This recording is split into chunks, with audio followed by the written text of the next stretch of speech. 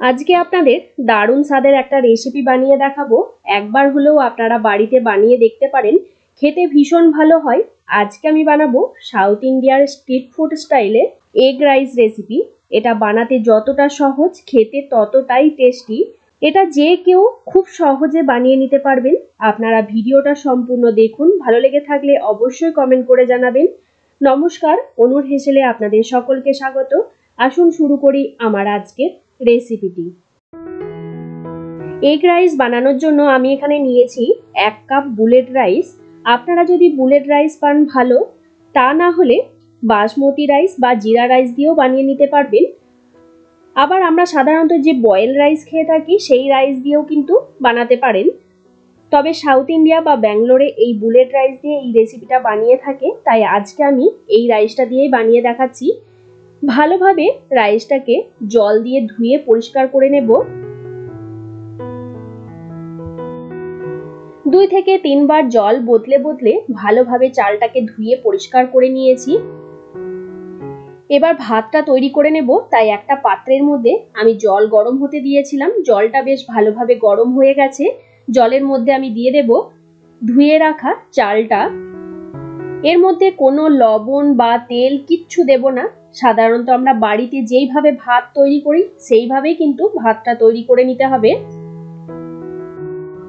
মোটামুটি 10 থেকে 15 মিনিট রান্না করে নেওয়ার পর ভাতটা একদম ঝরঝরে আমি তৈরি করে নিয়েছি। দেখুন, ভাতের ফ্যানটা আমি ঝরিয়ে ভাতটাকে আমি আলাদা করে রেখে দিয়েছি। এদিকে রাইসটা বানানোর জন্য আমি এখানে নিয়েছি একটা বড় সাইজের পেঁয়াজ। পেঁয়াজটাকে দেখুন এরকম ভাবে ছোট ছোট করে স্লাইস করে কেটে রেখেছি। আর নিয়েছি একটা বড় সাইজের ক্যাপসিকাম। ক্যাপসিকামটাকেও ঠিক এরকম ভাবে ছোট ছোট করে স্লাইস করে কেটে রেখেছি। এই রান্নাটাই কিন্তু খুব বেশি সবজি বা মশলার একেবারেই প্রয়োজন হয় না, খেতে কিন্তু দারুণ লাগে। আর যেহেতু এগ রাইস, তাই আমি এখানে 5টা ডিম নিয়েছি। এবার রান্নাটা শুরু করব। কড়াই গরম করতে দিয়েছিলাম, কড়াই ভালোভাবে গরম হয়ে গেছে। কড়াইয়ের মধ্যে দিয়ে দেব 4 থেকে 5 টেবিল চামচ সাদা তেল। এই রান্নাটা কিন্তু সাদা তেলেই করব। তেল ভালোভাবে গরম হয়ে গেলে তেলের মধ্যে দিয়ে দেব 1 টেবিল চামচ আদা রসুন বাটা আর 1 চা চামচের মতো কাঁচা লঙ্কা বাটা। আদা রসুন কাঁচা লঙ্কাটাকে খুব ভালো করে ভেজে নেব। আদা রসুনের কাঁচা গন্ধটা চলে যাওয়া পর্যন্ত কিন্তু ভাজতে হবে। মোটামুটি 5 থেকে 7 মিনিট সময় ধরে গ্যাসের ফ্লেমটাকে লোতে রেখে আদা রসুন কাঁচা লঙ্কাটাকে খুব ভালো করে ভেজে নিয়েছি। এবার এর মধ্যে দিয়ে দেব স্লাইস করে কেটে রাখা পেঁয়াজটা আর স্লাইস করে কেটে রাখা ক্যাপসিকাম। পেঁয়াজ আর ক্যাপসিকাম একটু নাড়াচাড়া করে ভেজে নেব, তবে খুব বেশি ভাজবার একেবারেই দরকার নেই। একটু ক্রাঞ্চি ভাব থাকবে, সেই রকমই কিন্তু ভেজে নিতে হবে। পেঁয়াজ আর ক্যাপসিকাম ভেজে নেওয়া হয়ে গেছে। এবার এর মধ্যে কিছু গুঁড়ো মশলা দিয়ে দেব, যেমন দিয়ে দিচ্ছি 1.5 চা চামচ ধনে গুঁড়ো। এতে কিন্তু কোনো জিরে গুঁড়ো যাবে না। আর দেব 1 চা চামচ গরম মশলা গুঁড়ো। 1 চা চামচ দিয়ে দিচ্ছি লাল লঙ্কার গুঁড়ো। ঝালটা অবশ্যই আপনারা আপনাদের স্বাদ অনুযায়ী দিয়ে নেবেন, কারণ প্রথমেই কাঁচা লঙ্কা বাটা দেওয়া আছে। এবার এই গুঁড়ো মশলাগুলো একটু নাড়াচাড়া করে ভেজে নেব।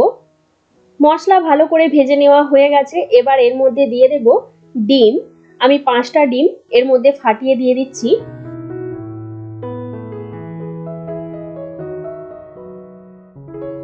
এবার ডিমটা ভালো করে ভেজে নেব। ডিমটা কিন্তু একদম ঝুড়ো ঝুড়ো করে ভাজতে হবে। দেখুন, সমস্ত কিছুর সাথে ডিমটাকে খুব ভালো করে মিশিয়ে নিয়েছি। গ্যাসের ফ্লেমটাকে কিন্তু এই সময় লোতেই রাখতে হবে।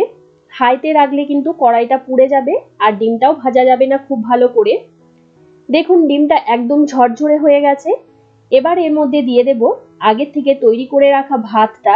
এবার এর মধ্যে দিয়ে দিলাম স্বাদ অনুযায়ী লবণ আর 1 টেবিল চামচ গোলমরিচ গুঁড়ো।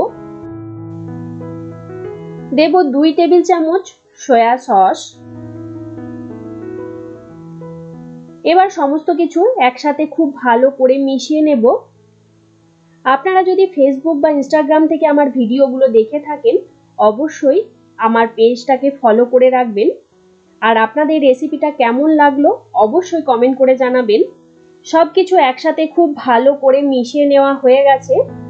এবার সবার শেষে দিয়ে দেব 1 মুঠো পরিমাণ ধনেপাতা কুচি। ধনেপাতাটাও রাইসের মধ্যে ভালো করে মিশিয়ে নেব।